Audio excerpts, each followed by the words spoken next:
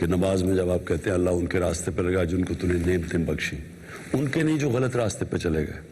سو زندگی میں آپ کے سامنے دو راستے ہوتے ہیں ہمیشہ. نماز کا مقصد ہی یہ ہوتا ہے کہ آپ کو آپ کی چوائسز ٹھیک ہو.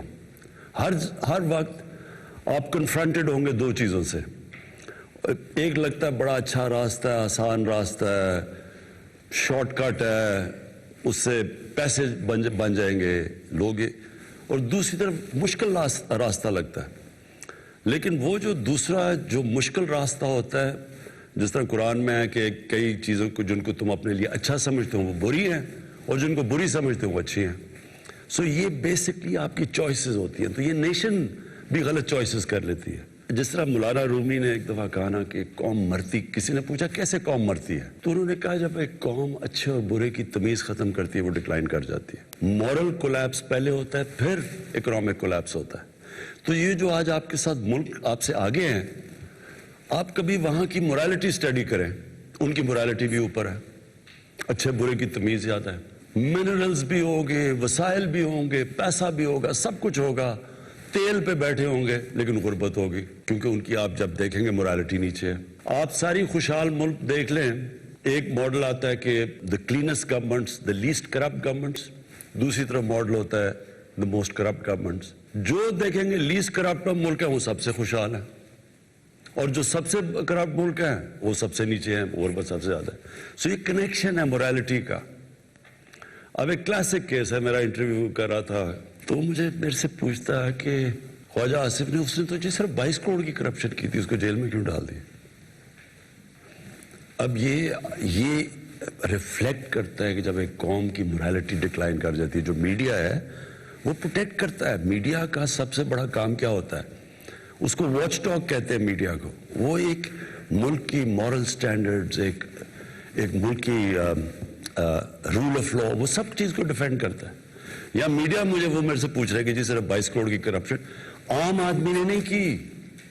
ملک کا ڈیفنس منسٹر اور فورن منسٹر ایک جھوٹ بول رہا تھا، دبئی کی کمپنی کی ملازمت کر رہا ہے. اس پہ کانٹریکٹ میں تھا کہ 6 دن ہفتے میں اس نے 8 گھنٹے کام کرنا تھا، اور اس کو 22 کروڑ ملا 5 سال میں.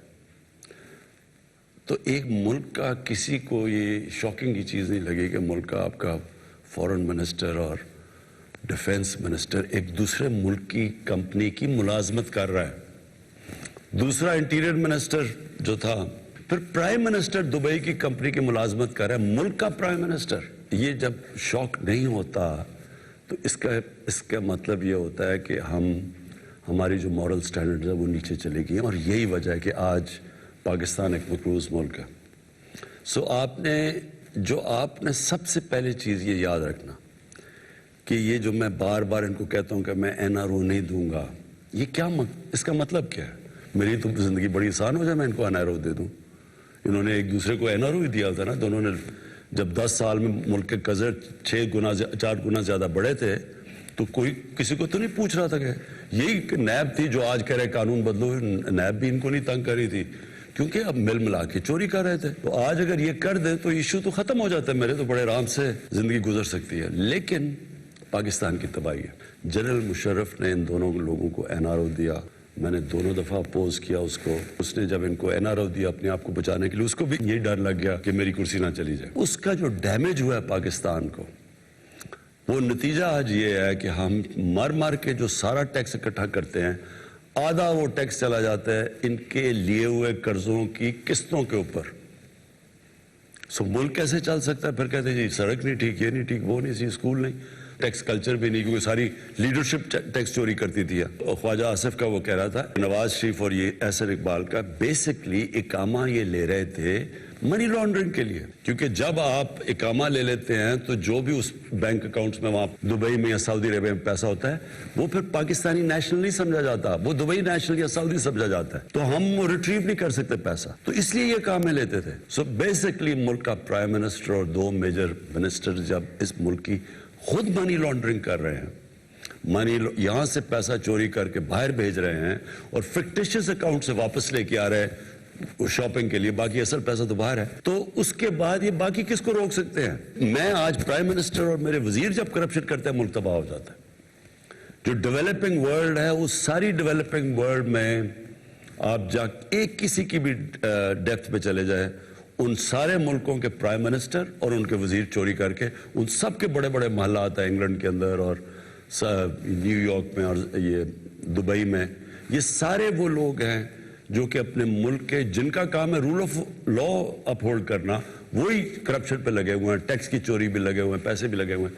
सो ये एक्चुअली मुल्क का ये चल रहा है इस वक्त. ये बहुत डिफाइनिंग मोमेंट है आज पाकिस्तान का.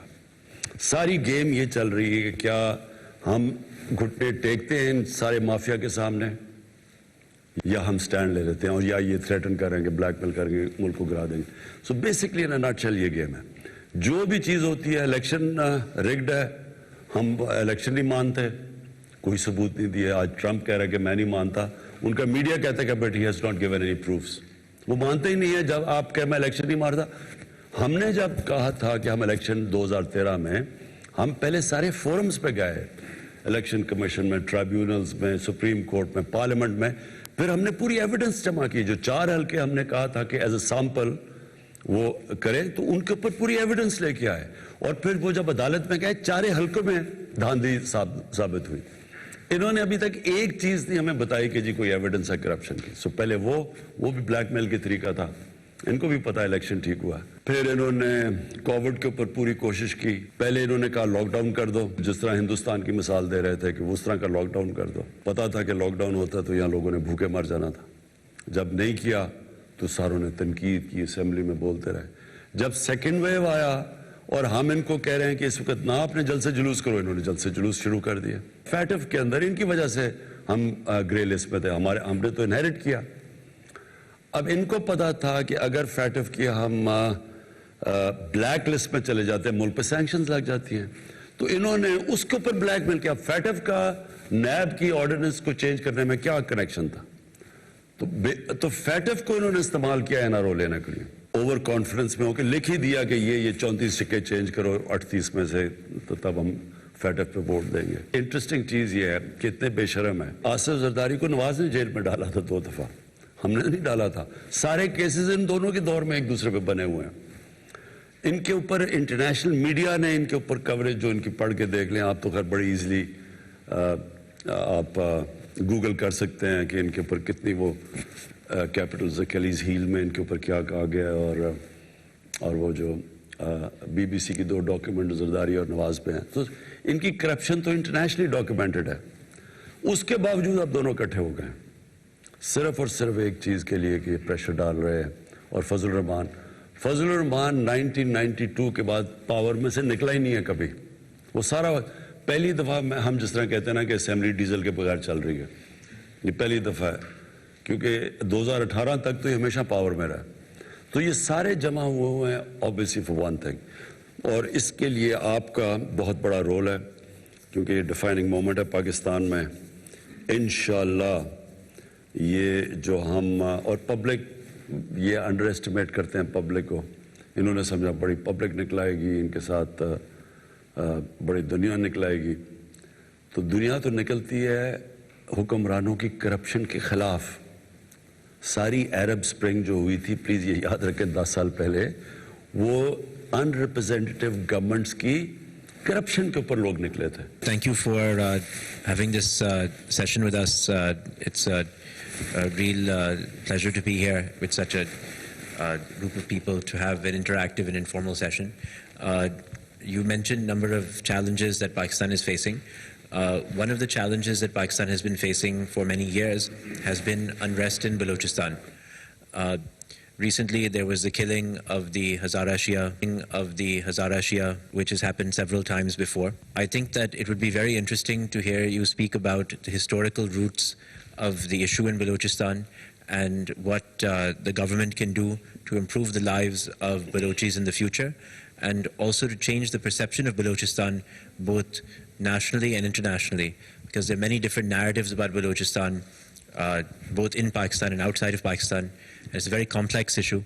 I think it would be very interesting if you could tell us your thoughts about it and your vision for the future of Balochistan and its relationship with the rest of the country. देखो बलूचिस्तान में ना ये जो sectarianism ہے اور یہ خاص طور پہ ہزاراز کے اگینسٹ جو شیعہ ہیں، اس کی جینیسز ہے 80s کی، وہ جو افغان جہاد ہوئی تھی.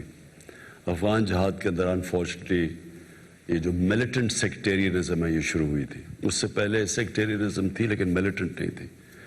تو یہ بڑا انفارچونیٹ ہے کہ وہ گروپس بن گئے 89 کے بعد، جب وہ امریکنز گئے یہاں سے افغانستان سے، یعنی یہ جو ختم کر کے سوویٹس نکل گئے، تو وہ انفارچونیٹلی وہ جو ملیٹنٹ گروپس تھے وہ رہ گئے.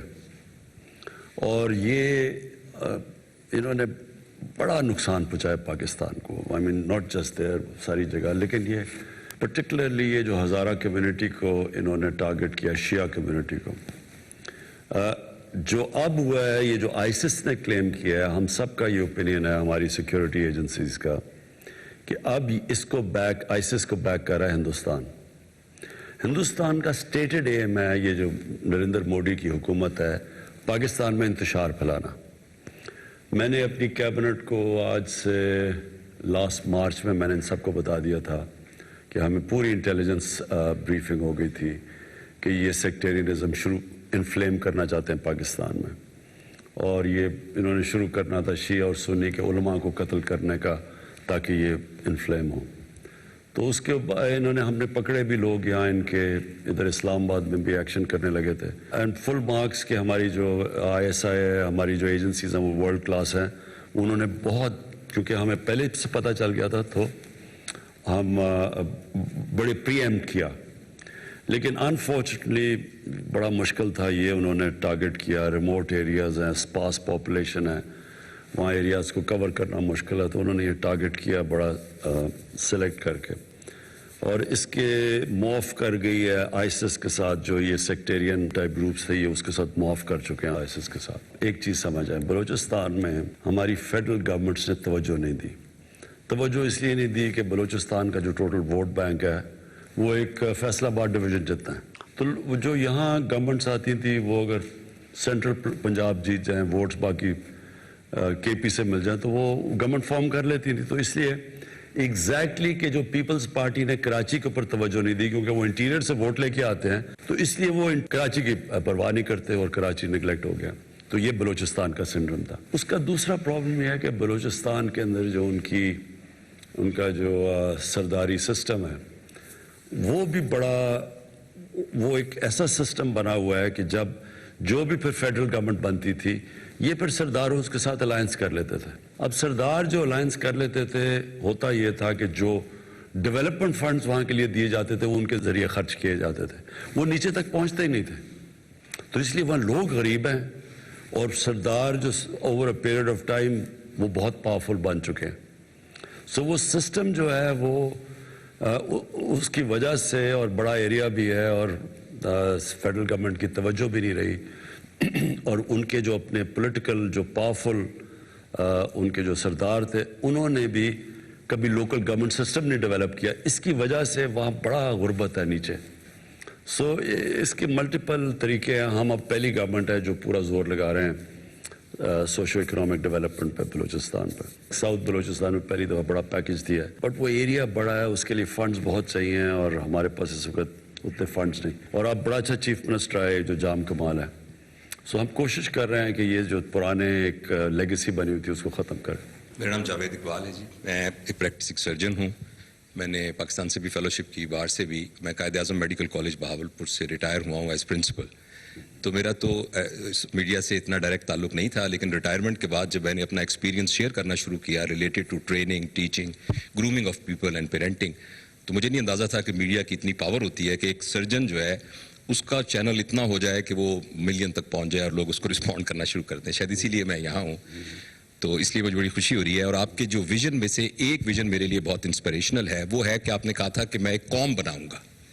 میرا یہ خیال ہے کہ جب آپ کو گورنمنٹ ملی تو اتنے چیلنجز تھے اکنامک سارے، کہ فارملی وہ قوم بنانے والا جو کام تھا وہ اب کرنے کا ٹائم آ گیا ہے. میرے پاس ایک چھوٹا سا فریم ورک ہے جس سے بغیر پیسے خرچ کیے ہوئے ہم شارٹ ٹرم اور لانگ ٹرم آپ کے اس ویژن کو امپلیمنٹ کر سکتے ہیں. شارٹ ٹرم میں یہ ہے کہ سر ہماری جو سڑکوں پر لوگوں کو پتہ نہیں ہے کہ تھوکنا کیسے ہے، لوگوں کو پتہ نہیں ہے کہ لائن بنانی ہے، لوگوں کو پتہ نہیں ہے جو چھوٹے چھوٹے سوشل جو ایک لٹریسی ہوتی ہے، اس کے لیے 3 ایریاز ہیں. ایک ہماری سول ایڈمنسٹریشن، ایک ہمارا اسکول, ایک ہماری مسجد.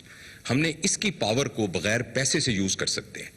فار ایگزامپل, جس طرح آپ نے ہمیں بلایا ہے, آپ پورے پنجاب کے کمشنرز کو بلائیے اور بلا کے کسی ایکسپرٹ سے 2 صفحے کا ایک سوشل کیریکولم ڈیزائن کر لیجئے. جو ایکسپرٹ بنائیں گے تو اس کو ٹیکنیکل لرننگ آبجیکٹیوز کے حساب سے بنائیں گے. ان کمشنرز کو کہا جائے کہ آپ کی کمشنری میں جتنے لوگ موجود ہیں 15 دن کے اندر یہ پیغام ان تک پہنچنا چاہیے, اور ایک ماسٹر ٹرینر ان کو ٹرین کرے جو کہ اس کا ایکسپرٹ ہو.